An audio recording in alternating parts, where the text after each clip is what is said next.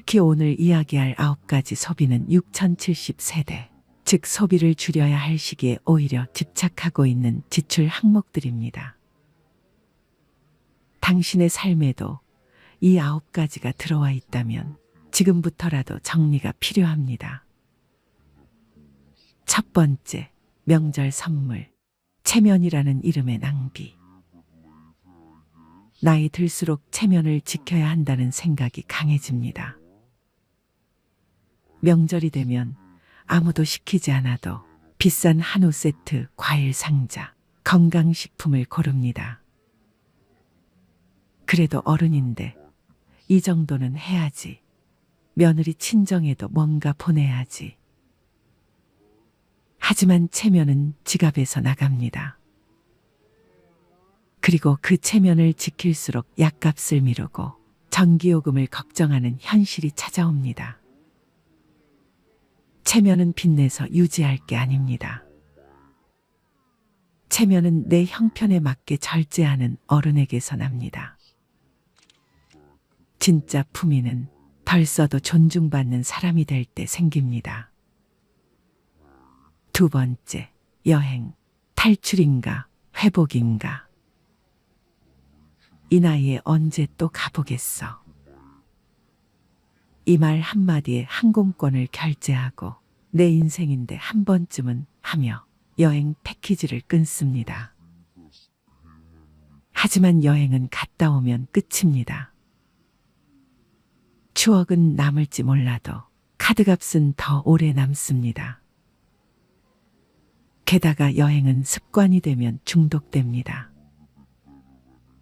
또 가야겠다. 안 가면 허전해. 문제는 여행이 회복이 아닌 회피가 되는 순간부터 노후는 무너지기 시작한다는 점입니다. 지속 가능한 삶은 감정이 가라앉은 상태에서 가도 되는 타이밍에 가는 여행이어야 합니다. 세 번째, 옷. 과거의 멋이 현재의 짐이 될 때. 나도 이 정도는 입어야지. 할머니라고 아무 옷이나 입나. 나이 들어도 멋지고 싶은 마음 당연합니다. 하지만 옷장이 가득 차 있고 입는 옷은 늘 똑같은데도 또 다시 신상을 고르고 있다면 그건 멋이 아니라 불안을 지우기 위한 소비일 수 있습니다. 노년의 멋은 비싼 옷이 아니라 단정함에서 시작됩니다. 꾸준히 다림질된 셔츠, 잘 맞는 슬랙스, 깔끔한 운동화. 그것이면 됩니다. 진짜 품위는 옷에서 나오는 게 아니라 자기 삶에 책임지는 태도에서 나옵니다. 네 번째, 커피. 하루 한 잔은 괜찮을까? 퇴직 후 할 일 없는 하루의 시작은 늘 커피 한 잔으로 열립니다. 집에 커피 믹스가 있어도 굳이 테이크아웃 한 잔을 사야 하루가 시작된 것 같은 기분이 듭니다. 하루 4,000원. 한 달이면 12만 원. 1년이면 144만 원입니다. 그거 아껴서 얼마나 모으겠어? 그렇게 말하는 순간 매달 반복되는 작은 구멍이 노후 재정을 서서히 잠식합니다. 여유는 커피로 사는 것이 아니라 관계와 일상 속에서 길러야 할 감정입니다. 돈 들여 위로받는 습관은 결국 더 큰 허기를 남깁니다. 다섯 번째, 택시. 편함의 이름으로 무너지는 근력. 한 정거장 거리도 걷기 싫어집니다. 힘들잖아. 택시 타면 편하지. 그런데 이상하게 이 편함은 갈수록 더 많은 불편함을 부릅니다. 걷는 횟수가 줄어들수록 무릎은 더 약해지고 심장은 더 나빠집니다. 택시비는 그 자체로도 문제지만 움직이지 않는 대가로 찾아오는 병원비는 그보다 훨씬 비쌉니다. 노후의 편안함은 무조건적인 편리함이 아니라 내 몸이 스스로 움직일 수 있는 자유에 있습니다. 6번째, 손주를 위한 지출, 사랑이라는 착각. 손주가 온다 하면 마트부터 갑니다. 과자, 장난감, 옷, 용돈까지. 그래도 할머니인데 뭐라도 해줘야지. 그렇게 매달 10에서 20만 원씩 쓰면서도 정작 자신은 라면으로 끼니를 때웁니다. 그런데 손주는 과자나 돈보단 할머니가 해준 이야기와 밥을 더 오래 기억합니다. 사랑은 사는 것이 아닙니다. 시간을 함께 보내는 것, 함께 눈을 맞추는 것이 진짜 사랑입니다. 지갑이 아니라 마음으로 손주를 대하세요. 7번째, 경조사비, 관계라는 이름의 강요. 친구 아들 결혼이라는데 다들 10만 원 낸다더라. 나만 5만 원 하면 이상하게 보이겠지. 경조사비는 기준이 없습니다. 그래서 더 어렵습니다. 그러나 중요한 것은 당신의 형편과 마음입니다. 남들이 10만 원 낸다고 나도 무리해서 맞추다 보면 정작 당신 자녀의 결혼식엔 통장이 비어 있을 수 있습니다. 경조사비는 투자가 아닙니다. 돌려받지 못할 수도 있습니다. 그래서 더욱 신중하고 절제 있게 써야 할 지출입니다. 8번째, 건강식품. 건강은 사는 게 아니다. 이거 먹으면 혈압 내려간대요. 간에 좋다니까 한번 먹어보려고요. TV, 유튜브, 카톡, 곳곳에서 들려오는 기적의 약들. 하지만 정작 병원에서는 별 효과 없습니다 라는 말만 돌아옵니다. 건강은 한 알로 회복되는 것이 아니라 식사, 수면, 운동, 스트레스 관리라는 기본에서 회복됩니다. 믿음으로 삼킨 알약이 당신의 노후를 지켜주지 않습니다. 건강은 소비가 아니라 생활입니다. 9번째, 자동차. 탈 수 있는가, 감당할 수 있는가. 차가 있어야 어딜 가든 편하지. 이 나이에 버스 타기엔 좀. 차는 편리하지만 주유비, 보험료, 정기검사, 수리비, 주차비, 감가까지 계속해서 돈을 잡아먹습니다. 특히 쓰지 않으면서도 가지고만 있는 차는 가장 비싼 소비입니다. 탈 일이 없다면 차를 유지하지 않는 것도 선택입니다. 진짜 자유는 가지지 않아도 불안하지 않은 상태에서 생깁니다. 사람은 더 가지는 싸움에서 행복해지는 것이 아니라 덜 가지는데도 괜찮아지는 싸움에서 자유로워집니다. 누군가는 말합니다. 나이 들면 소박하게 살아야 한다. 하지만 진짜 소박함은 절제가 생활이 된 사람에게서 나옵니다. 아리스토텔레스는 이렇게 말했습니다.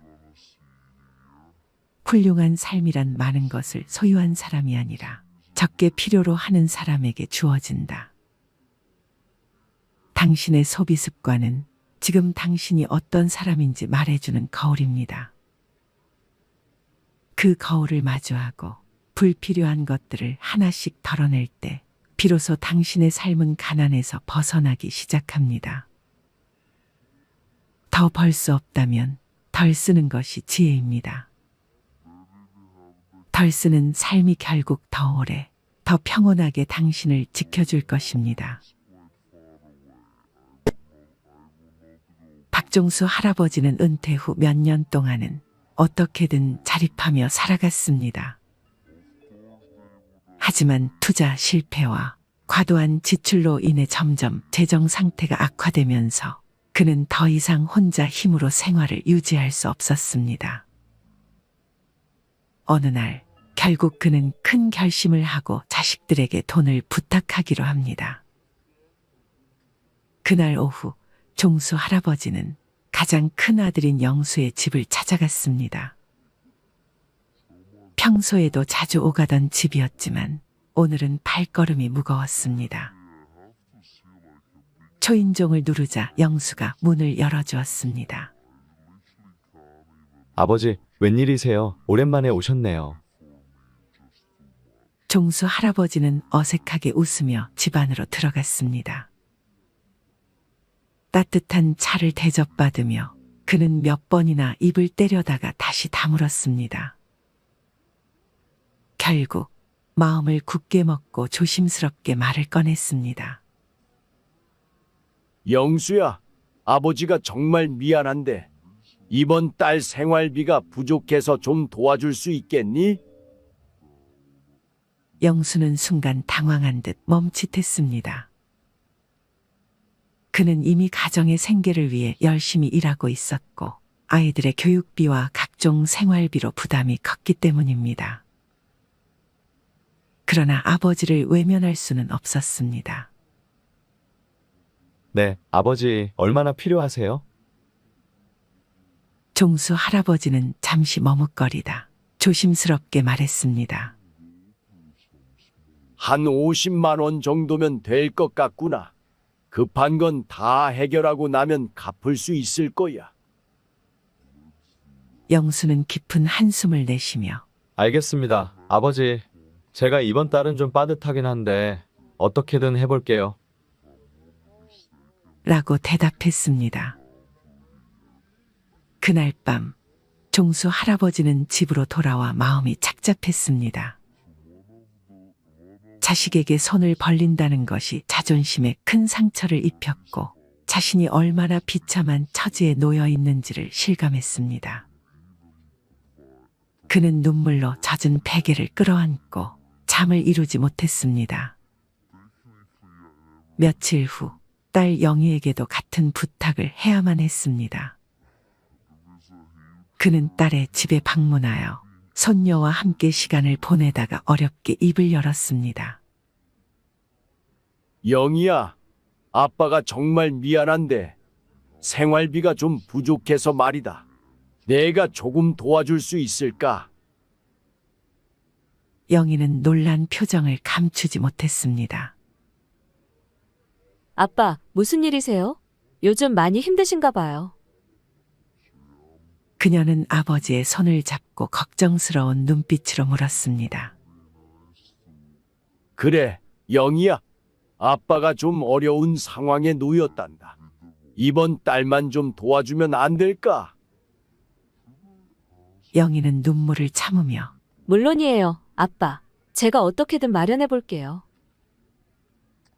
라고 말했습니다. 종수 할아버지는 자식들의 얼굴을 보며 더욱 마음이 무거워졌습니다. 자식들에게 짐이 된다는 사실이 그를 괴롭혔고 그는 자신이 잘못된 결정을 내렸음을 후회하며 자책했습니다. 자식들에게 손을 벌릴 때마다 그는 더욱 비참해졌고 그들에게 부담을 주는 자신의 처지가 너무도 서글펐습니다. 이렇게 박종수 할아버지는 말년에 자식들에게 돈을 부탁하며 비참한 나날을 보냈고 자식들은 그런 아버지 때문에 힘들어했습니다. 그는 자식들에게 미안함과 고마움을 동시에 느끼며 자신의 실수로 인해 가족 모두가 고통받고 있다는 사실에 깊은 후회를 했습니다. 종수 할아버지는 자식들에게 손을 벌린 이후 자신의 과거를 돌아보며 많은 후회를 하게 되었습니다. 그는 젊은 시절에 많은 잘못된 선택을 했다는 것을 깨달았습니다. 특히 몇 가지 지출은 그의 재정 상황을 악화시키는 큰 원인이었습니다. 첫째로 종수 할아버지는 젊었을 때 친구들과의 술자리에 많은 돈을 썼습니다. 그는 술을 좋아했고 친구들과 어울리는 것을 즐겼습니다. 매주 금요일 저녁마다 그는 친구들과 함께 술집에 가서 밤늦게까지 술을 마셨습니다. 그때는 재미있고 즐거운 시간이었지만 그렇게 쓴 돈이 한 달, 한 해를 넘어가며 상당한 금액이 되었음을 나중에야 깨달았습니다. 그는 그 돈을 저축하거나 투자했다면 지금과는 다른 상황이었을 것이라고 후회했습니다. 둘째로, 종수 할아버지는 무리한 모임과 회식에 큰 돈을 썼습니다. 회사에서 중요한 자리나 회식이 있을 때마다 그는 자신이 적극적으로 나서서 계산을 하곤 했습니다. 후배들과 동료들에게 좋은 인상을 주고 싶어 했기 때문입니다. 그는 자신의 지갑을 열며 후배들에게 인심을 베푸는 것이 당연하다고 생각했지만 그로 인해 쌓인 비용은 그의 재정에 큰 부담이 되었습니다. 셋째로, 종수 할아버지는 가족 여행에 많은 돈을 썼습니다. 그는 가족들과의 추억을 만드는 것이 중요하다고 생각해 자주 여행을 떠났습니다. 해외여행도 여러 번 다녀왔고 국내에서도 좋은 숙소와 맛있는 음식을 즐기기 위해 아낌없이 돈을 썼습니다. 물론 가족들과의 추억은 소중하지만 그로 인해 재정적 여유가 사라진 것을 후회했습니다. 넷째로, 그는 고급 소비품에 많은 돈을 썼습니다. 명품 가방, 고급 시계, 최신 전자기기 등을 사면서 그는 일시적인 만족감을 느꼈지만 나중에 그것들이 자신의 삶에 얼마나 큰 영향을 미쳤는지 깨닫게 되었습니다. 특히 명품 소비는 주변 사람들에게 자신을 과시하기 위한 것이었지만 그로 인해 큰 금액이 낭비되었습니다. 마지막으로, 종수 할아버지는 자식들에게 과도한 지원을 했습니다. 자식들이 결혼할 때, 집을 장만할 때, 심지어 손자들의 교육비까지 그는 아낌없이 지원했습니다. 자식들을 도와주는 것이 부모의 당연한 역할이라고 생각했지만 그로 인해 자신의 노후 자금을 마련하지 못했다는 것을 후회했습니다. 이렇게 종수 할아버지는 자신의 과거를 돌아보며 많은 후회를 했습니다. 그는 자식들에게 부담을 주지 않기 위해 신중하게 재정 관리를 했어야 했다는 것을 깨달았습니다. 오늘은 우리 삶과 직결되는 그러나 너무나 무겁고도 피할 수 없는 주제를 함께 나눠보려고 합니다. 바로 대한민국 경제에 불어닥친 역대급 위기, 그리고 그 안에서 평범한 사람들이 어떻게 가난해지고 있는가 하는 문제입니다. 많은 분들이 이렇게 말씀하십니다. 자영업자는 장사가 안 되니 힘들겠지. 그래도 직장인은 좀 낫지 않겠나? 하지만 안타깝게도 그렇지 않습니다. 오늘 제가 말씀드릴 내용은 직장인조차 안전하지 않다는 현실입니다. 그리고 그 현실은 이미 수많은 기사와 통계, 주변의 사례를 통해 드러나고 있습니다. 먼저 숫자 하나를 짚고 넘어가야 합니다.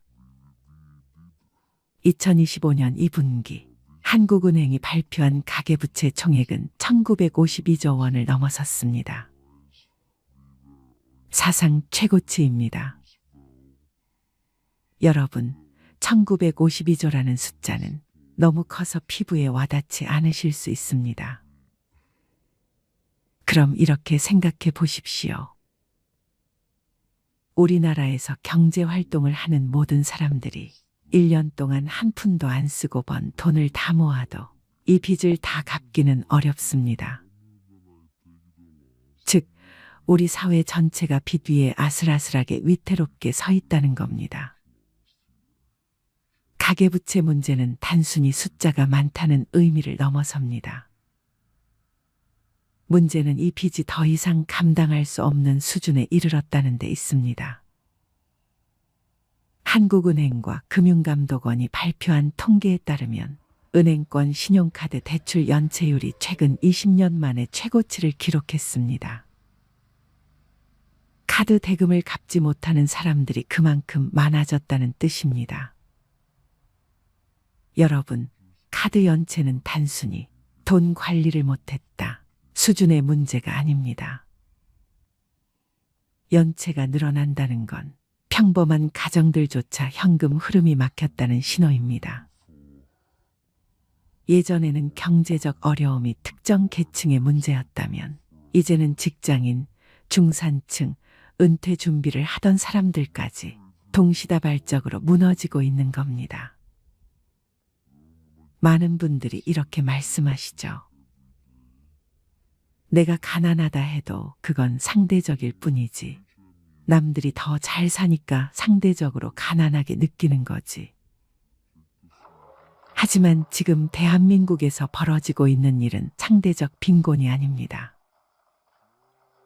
지금은 소득이 있어도 월급을 받아도 빚과 지출 때문에 생활이 무너지는 절대 빈곤의 시대입니다. 이게 바로 우리 사회가 직면한 가장 큰 문제입니다. 요즘 언론에 자주 등장하는 단어가 있습니다. 바로 푸어입니다. 푸어는 단순히 가난한 사람이 아니라 특정한 이유 때문에 가난에 빠지는 사람들을 지칭합니다. 대표적으로 4가지가 있습니다.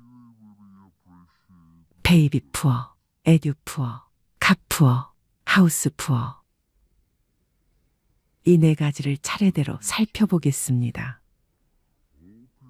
여러분, 아이를 낳는 순간 가난해지는 부모들을 가리켜 베이비 푸어라고 합니다. 대한민국 정부는 출산율을 높이기 위해 2022년 1월 이후 출생아에 대해 8년간 총 2,960만 원의 지원금을 지급합니다.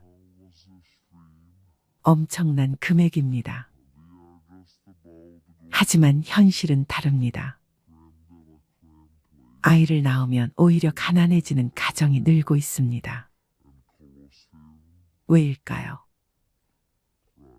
언론 보도에 따르면 서울 강남권 산후조리원 이주 비용은 VIP룸 기준 540만 원, 고급 시설은 700만 원 이상에 이릅니다. 전국 평균 산후조리원 비용도 300만 원 이상입니다. 예전 같으면 친정어머니가 도와주거나 집에서 조리하는 경우가 많았는데 이제는 산후조리원이 필수가 되다시피 했습니다. 거기에 초음파 입체 사진 촬영, 태교 해외여행, 만삭 사진 촬영이 더해집니다. 언론에 따르면 태교 여행 시장은 매년 20% 이상 성장하고 있고 만삭 사진 촬영 비용은 기본 50만 원에서 100만 원을 넘깁니다. 또 아이가 태어나면 유모차, 카시트, 아기 침대 같은 육아용품을 대부분 해외 유명 브랜드로 구매합니다. 명품 유모차 가격은 100만에서 200만 원대가 기본이고 고급 제품은 400만 원이 넘습니다. 결국 국가에서 주는 2,960만 원은 몇 달 만에 사라지고 가정은 빚더미에 앉게 됩니다. 이게 바로 베이비 푸어의 현실입니다. 두 번째는 에듀 푸어입니다. 아이 교육비에 집안 살림이 무너지는 경우를 말합니다. 통계청에 따르면 2024년 우리나라 초중 고학생 1인당 월 평균 사교육비는 54만 원입니다. 두 아이를 키우면 100만 원을 훌쩍 넘습니다. 서울 강남이나 목동 같은 교육 특구 지역은 한 달에 수백만 원이 기본입니다. EBS 조사에 따르면 학부모의 60%가 경제적 부담이 심하다고 답했지만 동시에 학원을 줄일 수 없다고 말합니다. 왜일까요? 바로 불안감 때문입니다. 우리 아이만 안 시키면 뒤처지지 않을까? 이 불안이 결국 빚을 늘리고 가정을 휘청이게 합니다. 이런 가정이 바로 에듀푸어입니다. 세 번째는 카푸어입니다. 자동차가 삶을 갉아먹는 경우입니다. 자동차 업계 통계에 따르면 최근 30, 40대뿐 아니라 50대 이상 중장년층 사이에서도 월 소득 대비 과도하게 비싼 차를 구매하는 사례가 늘고 있습니다. 특히 수입차 시장 점유율이 20%를 넘어섰는데 이 수입차 구매자 중 상당수가 대출 리스로 차량을 구입했습니다. 경제 전문가들이 계산하는 차량 지수라는 게 있습니다. 차량 가격 나누기 월 소득 은 차량 지수인데 정상 범위는 0.7에서 1.5입니다. 하지만 최근 조사에서는 2.0을 넘는 경우가 많았습니다. 즉, 월 소득의 9개월치 이상을 자동차에 쓰는 겁니다. 여러분, 차는 재산이 아니라 소모품입니다. 그런데 체면과 허영 때문에 무리하게 큰 차, 비싼 차를 사는 순간 그 사람은 카푸어가 되어버립니다. 마지막이자 가장 심각한 문제는 하우스푸어입니다. 집 한 채의 모든 걸 묶어둔 사람들입니다. 2025년 8월 조선일보 땅집고 기사에는 서대문구에 사는 69세 A씨 사례가 보도됐습니다. 그는 10여 년 전 7억 5천에 산 아파트를 지금은 15억에 보유하고 있습니다. 겉보기엔 부자 같지만 월 소득은 국민연금과 이자를 합쳐 250만 원에 불과합니다. 대출을 다 갚지도 못했고 생활비는 빠듯합니다. 집값은 2배가 되었지만 생활은 전혀 나아지지 않은 겁니다. 이런 경우를 두고 15억짜리 집을 가진 빈곤층이라고 부르는 겁니다. 실제로 서울의 아파트 평균 가격은 14억 원, 중위 가격은 10억 6,200만 원입니다. 많은 사람들이 대출을 끼고 집을 삽니다. 그런데 이자를 계산해 보면 6억 대출만 해도 10년간 갚아야 할 이자가 2억 6,500만 원입니다. 집값이 조금 오른다고 해도 결국 손에 남는 건 거의 없습니다. 이게 바로 하우스푸어의 현실입니다. 여러분, 직장만큼은 안전하다고 생각하시나요? 하지만 그렇지 않습니다. 2025년 8월 20일자 중앙일보 기사에는 충격적인 사례가 실렸습니다. 국내 1위 해운사였던 한진해운. 이 회사에서 27년간 근무해 상무 자리까지 오른 임원이 있었습니다. 직장인이라면 누구나 부러워할 만한 성공이었죠. 하지만 회사가 불황을 견디지 못하고 파산하자 그의 인생도 함께 무너졌습니다. 임원 경력이 있으면 다른 자리도 쉽게 구할 수 있을 거라 생각했지만 현실은 달랐습니다. 스카우트 제의도 없었고 결국 그는 택배 배송 기사로 일하게 됐습니다. 여러분, 이게 남의 얘기 같습니까? 직장인으로 성공 신화를 썼던 사람조차 하루아침에 무너질 수 있다는 겁니다. 나는 자영업자도 아니고 빚도 많지 않으니 괜찮다. 나는 은퇴했으니 상관없다. 그렇지 않습니다. 우리 사회 전체의 푸어가 늘어나면 소비가 얼어붙습니다.